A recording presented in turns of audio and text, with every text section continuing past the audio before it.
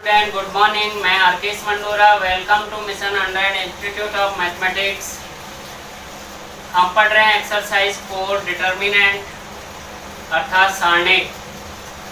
पिछली video class में हमने प्रॉपर्टीज ऑफ डिटर्मिनेंट पढ़ी अर्थात सारणिक के गुणधर्म पढ़े, जिसमें हमने 5 प्रॉपर्टीज कंप्लीट कर ली थी। बची हुई प्रॉपर्टीज को हम आज कंप्लीट करेंगे, जिसमें हम 6 नंबर की प्रॉपर्टी लेते हैं। 6 नंबर की प्रॉपर्टी क्या है? नियम 6 के अनुसार यदि किसी सारणिक की सभी पंक्तियों को स्तंभों में या सभी स्तंभों को पंक्तियों में परिवर्तित कर दिया जाए तो सारणिक के मान में कोई परिवर्तन नहीं होता है। जैसे हम उदाहरण लेते हैं, जैसे एक सारणिक है 2 3 4 5 6 7 7 2 8 3/3 की सारणिक है। यदि हम इसकी सभी पंक्तियों के स्तंभ बना दें या सभी स्तंभों की पंक्ति बना दें तो इस सारणिक के मान में कोई परिवर्तन नहीं होता है। तो मैं इसकी सभी पंक्तियों को यानी संक्रिया क्या लगा रहा हूँ, सभी पंक्तियों के स्तंभ बनाने पर सभी पंक्तियों के स्तंभ बनाने पर ऑल रोज कन्वर्ट इनटू ऑल कॉलम। तो डेल्टा इज इक्वल 2 3 4 5 6 7 7 2 8। तो इन दोनों सारणिकों के मान में कोई परिवर्तन नहीं होता है। यदि हम इनका वेरिफिकेशन करें तो हम इस सारणिक नंबर 1 और इसको मान लें सारणिक नंबर 2। तो इन दोनों का सॉल्यूशन करें तो सारणिक फर्स्ट का सॉल्यूशन है del 1 is equals to 2 3 4 5 6 7 7 2 8। R1 के लिए विस्तार करने पर तो R1 ये है, इसका फर्स्ट एलिमेंट 2, इसकी डिटर्मिनेंट सब डिटर्मिनेंट रो टू कॉलम जोड़ देंगे तो 6 7 2 8 प्लस माइनस साइन लेंगे, 3 एलिमेंट लिया, ये रो गई, ये कॉलम 5 7 7 8, फिर अगेन प्लस साइन 4, ये रो गई, ये कॉलम गया, तो डिटर्मिनेंट आया इसका रो टू कॉलम में 5 6 7 और 2। तो इसका सॉल्यूशन आया 2। क्रॉस मल्टीप्लाई करेंगे इनके हम, this into this minus this, तो 6 48 7 दूनी 14 माइनस के 3 8 पंजे 40 माइनस के 49 प्लस के 4 5 दूनी 10 माइनस के 42। तो ये बचे 4 और ये 3 34 माइनस ये 3 ये माइनस के 9 प्लस 4 ये माइनस के 32। एक बार और चेक कर लेते हैं। 48 में से 14 गए, 8 में से 4 गए, 4 3 में से 4 में से 1 गया 3, 34 माइनस 3 40 माइनस 49 माइनस के 9 10 माइनस 32 42 माइनस के 32। मल्टीप्लाई करेंगे तो ये 34 दूनी 68 माइनस माइनस प्लस 9 तिया 27 माइनस के 4 दूनी 8 4 तिया 12 8 7 15 6 2 8, ये 8 7 15 6 2 8 और 1 9 95 माइनस 128। तो ये 28 और 5 माइनस के कितने बच गए 33। इसी प्रकार से हम इसका सॉल्यूशन करेंगे तो इसका भी R1 के लिए विस्तार करने पर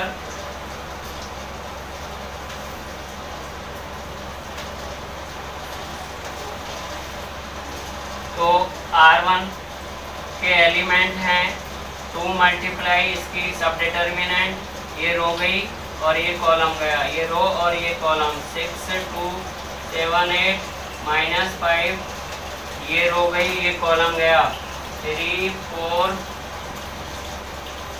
2 8 +7, ये रो गई और ये कॉलम 3 6 4 7, तो ये 2 8 के 48 माइनस के 14 -5 8 या 24 माइनस के 8 प्लस के 7 7 या 21 माइनस के 6 चौक 24, तो ये 2 इंटू 48 में से 14 गए तो ये 4 और ये 3 34 5 24 में से 8 गए तो 16 प्लस 7 और 24 में से 21 गए तो माइनस के 3, 34 दूनी 68 16 पंजे 80 और माइनस के 7 या 21 68 माइनस ये हो गए माइनस के 1 8 और 2 10, तो बराबर ये कितने बचे 32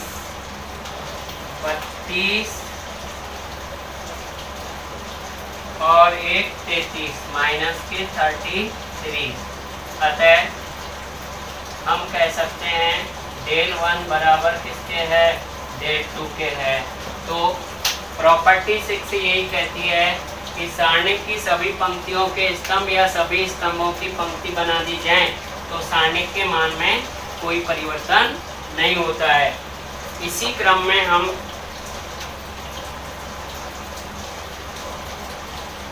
सेवन नियम क्या है, नियम 7 क्या होता है, नियम 7 के अनुसार यदि किसी सारणिक की पंक्ति या स्तंभ में किसी अन्य पंक्ति या स्तंभ को एक निश्चित संख्या से गुणा करके जोड़ दिया जाए तो सारणिक के मान में कोई परिवर्तन नहीं होता है। जैसे यहाँ पर हम एग्जाम्पल लेते हैं, ए एक सारणिक है ए बी सी और डी, इसमें हम संक्रिया लगाते हैं, संक्रिया R1 चेंज R1 प्लस के R1, तो A इज इक्वल हो जाएगा A प्लस सी के या के सी और B प्लस के डी, और second row as it is होगी।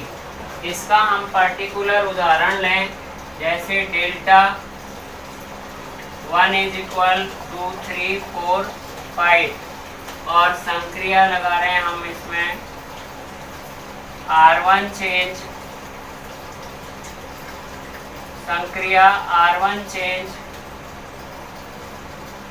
R1 प्लस 2R2 के, तो delta 1 is equal 2 plus 8 3 plus 10 4 5, तो डेल्टा ये 2 होगा, इसको हमने 2 मान लिया है, डेल्टा 2 10 13 4 5। इन दोनों सारणिकों को हल करें तो इन दोनों का मान हमें इक्वल प्राप्त होना चाहिए। तो डेल्टा 1 बराबर आ जाएगा 5 दूनी 10 माइनस के 12, डेल्टा 1 इज इक्वल -2 और डेल्टा 2 का मान आएगा 5 चौक 20 और 10 पंजे 50 माइनस 13 चौक 52, डेल्टा 2 माइनस का 2, अतः हम कह सकते हैं कि डेल्टा 1 बराबर किसके है, डेल्टा 2 के है। तो ये नियम 7 है सारणिक का, जो ये कहता है कि सारणिक कि किसी पंक्ति या स्तंभ में किसी अन्य पंक्ति या स्तंभ के अवयवों को निश्चित संख्या से गुणा करके जोड़ दिया जाए तो सारणिक के मान में कोई परिवर्तन नहीं होता है। इसी क्रम में सारणिक का लास्ट जो 8वां नियम है वो इस प्रकार है। नियम 8,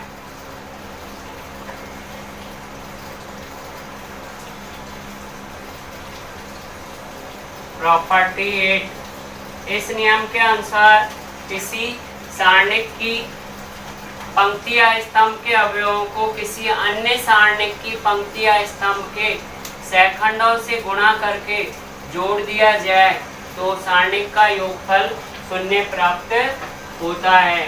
जैसे हम एग्जांपल लें, ये एक सारणिक दे रखी है हमें A11, A12, A13, A21, A22, A23, A31, A33, A3, A32, A33, ये 3×3 की सारणिक है। यदि मैं फर्स्ट रो के एलिमेंट, प्रत्येक एलिमेंट को कॉलम थर्ड के सैखंडों का गुणनफल करके जोड़ दूं तो प्राप्त योगफल किसके बराबर होगा? शून्य के बराबर होगा। अर्थात नियम होगा A11, A13, A12, A23 और A13, A33 का योगफल किसके बराबर प्राप्त होगा? शून्य के बराबर होगा। ये हम स्टूडेंट प्रैक्टिकल एग्जाम्पल लेकर भी कर सकते हैं। तो ये हमारा नियम 8 था। इस प्रकार सारणिक के गुणधर्म पूरे होते हैं। इसके बाद हम आज की वीडियो में लेते हैं सारणिकों का गुणनफल। जिस प्रकार स्टूडेंट हम 2 या 2 से अधिक सारणिकों को गुणा कर सकते हैं, उसी प्रकार से हम 2 या 2 से अधिक, जिस प्रकार हम 2 या 2 से अधिक मैट्रिक्सों का गुणनफल कर सकते हैं, उसी प्रकार से हम 2 या 2 से अधिक सारणिकों का भी गुणनफल ज्ञात कर सकते हैं। तो नेक्स्ट जो वीडियो क्लास में लेते हैं हम सारणिकों का गुणनफल। नंबर 2, सारणिकों का गुणनफल।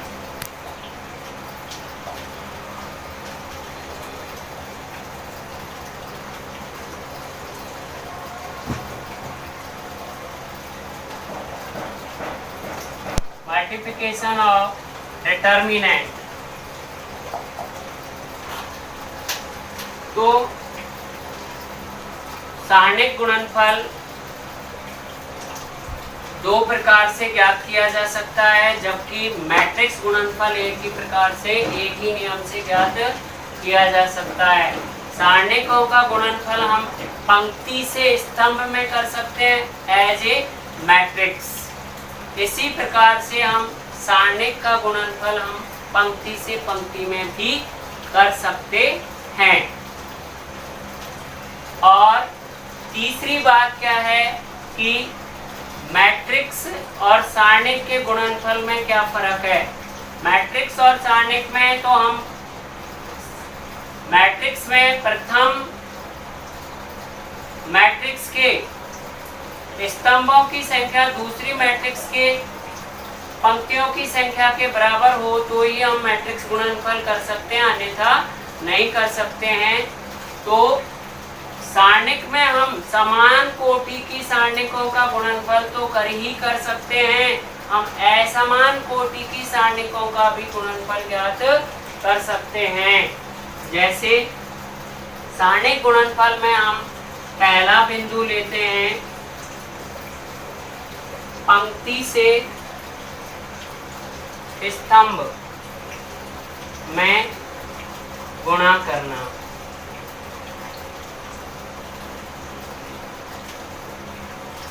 Multiplication of determinant row to column. तो यहाँ पर हम जैसे एक सारणिक लेते हैं, मान लो डेल्टा 1,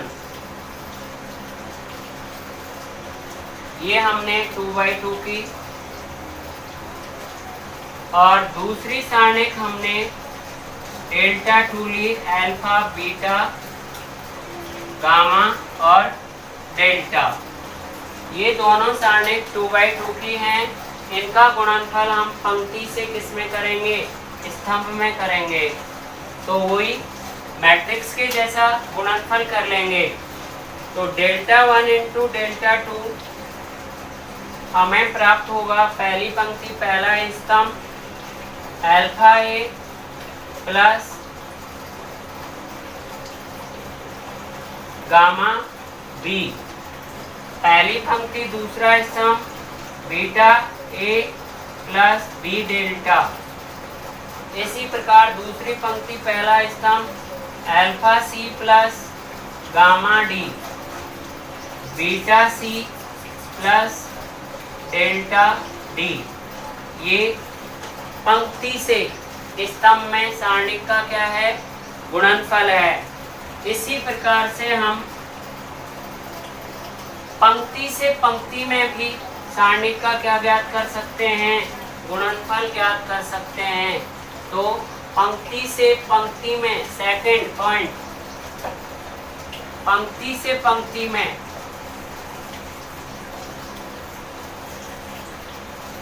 गुणा करना। तो मान लो हमें ये एक 3/3 की सारणिक दे रखी है,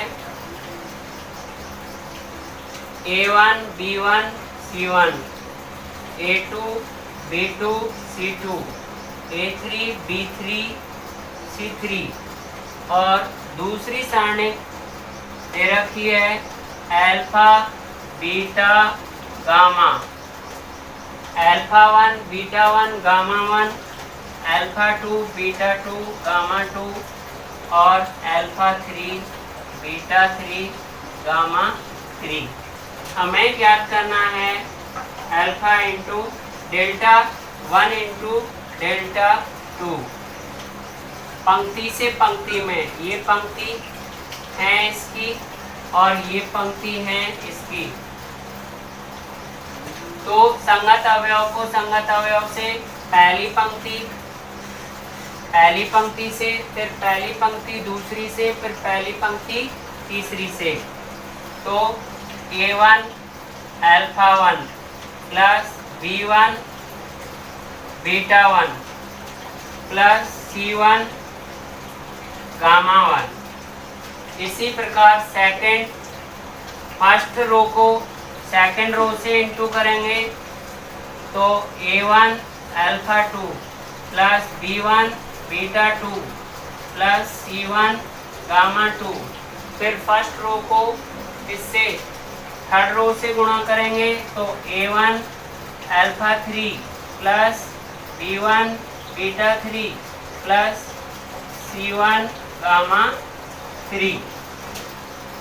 इसी क्रम में सेकंड रो को सभी रो से, तो A2 alpha 1 plus B2 beta 1 plus C2 gamma 1, A2 alpha 2 plus B2 beta 2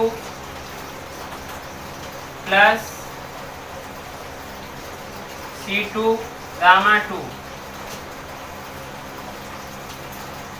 A2 alpha 3 B2 beta 3 C2 gamma 3। Third row को सभी रो से A3 alpha 1 plus B3 alpha beta 1 plus C3 gamma 1, A3 alpha 2 B3 beta 2 C3 gamma 2, A3 alpha 3 B3 beta 3 और C3 gamma 3। ये सारणिकों का पंक्ति से पंक्ति में गुणनफल कहलाता है। और इसी क्रम में हम दो सारणिक जो भिन्न कोटि के हों उनका भी हम गुणनफल ज्ञात कर सकते हैं। जैसे थर्ड पॉइंट है, भिन्न कोटि के, डिफरेंट ऑर्डर के, भिन्न कोटि के, भिन्न कोटि के सारणिकों का गुणनफल।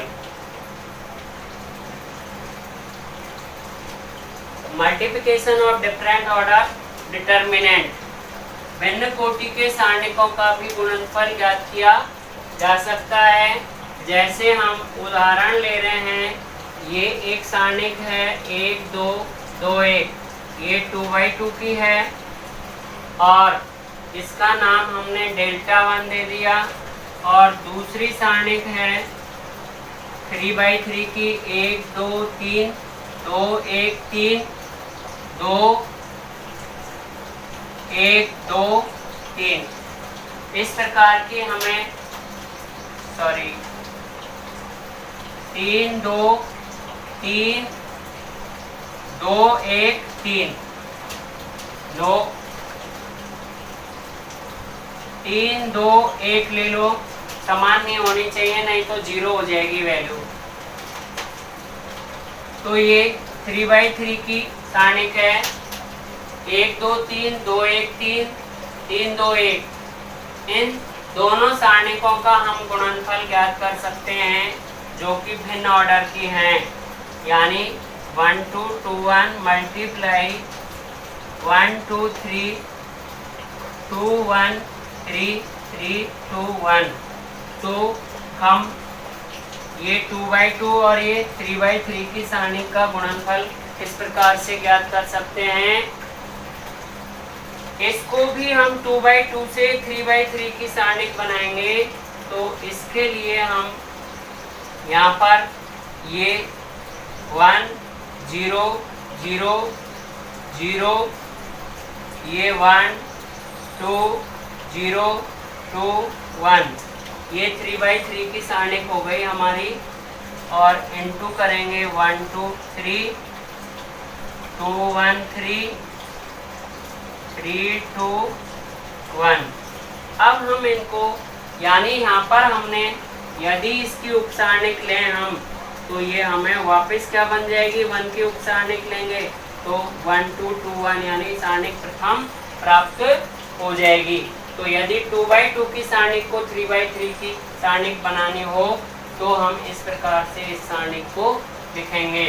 तो इन दोनों सारणिकों का गुणनफल हम 2/2 से 3/3 में बदलकर याद करेंगे।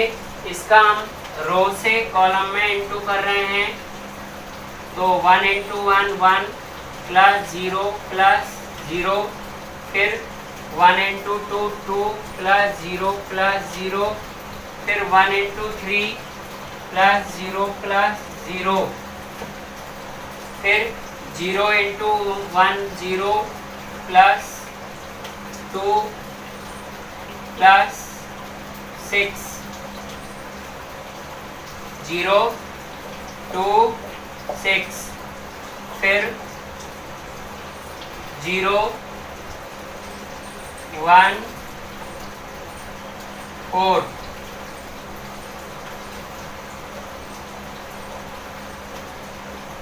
0 1 4, इसके बाद 0 3 2, 0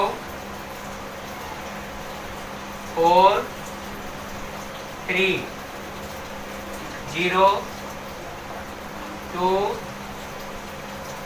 2, 0 6 1। सिंप्लीफाई करेंगे इसको और विस्तार करके हम इसका मान ज्ञात कर लेंगे। तो 1 2 3 8 5 5 7 4 7। R1 के लिए विस्तार करने पर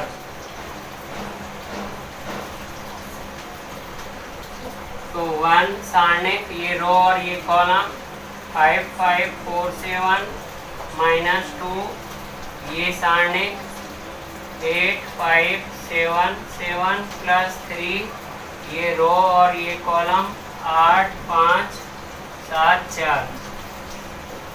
1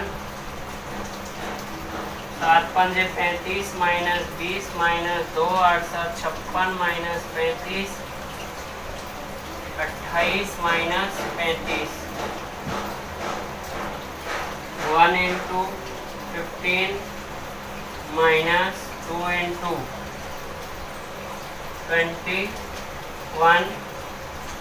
+3 × -7। 15 -42 -21। 15 -63, तो ये बच गए -8 और 5 1 गया तो 4 48।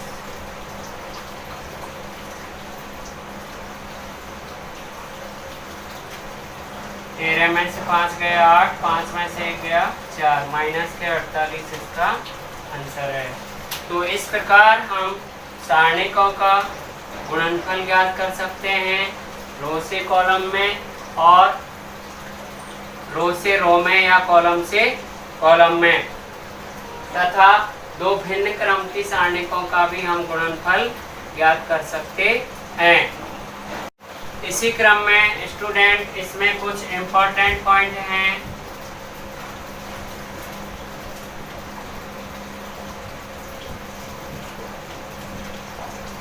जो आपको ऑब्जेक्टिव क्वेश्चन या डिटर्मिनेंट के क्वेश्चन सॉल्व करने में आपकी मदद करेंगे।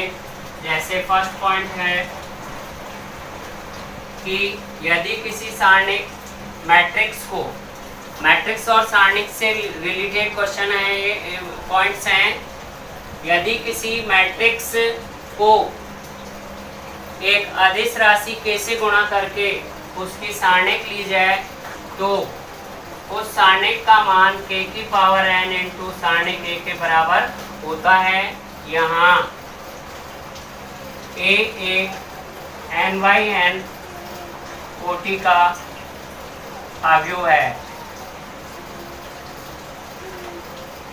इसी प्रकार से यदि दो सारणिकों का गुणनफल a इंटू b कर दो मैट्रिक्स का गुणनफल करके उसकी सारणिक ली जाए तो उनके उल्टे क्रम के गुणनफल की सारणिक के बराबर होती है। इसी प्रकार से यदि एक अवयव की परिवर्त अवयव लेकर उसकी सारणिक ली जाए तो उस अवयव की सारणिक के बराबर होती है। फोर्थ पॉइंट है हमारा a इंटू बी की सारणिक a की सारणिक इंटू b की सारणिक के बराबर होती है।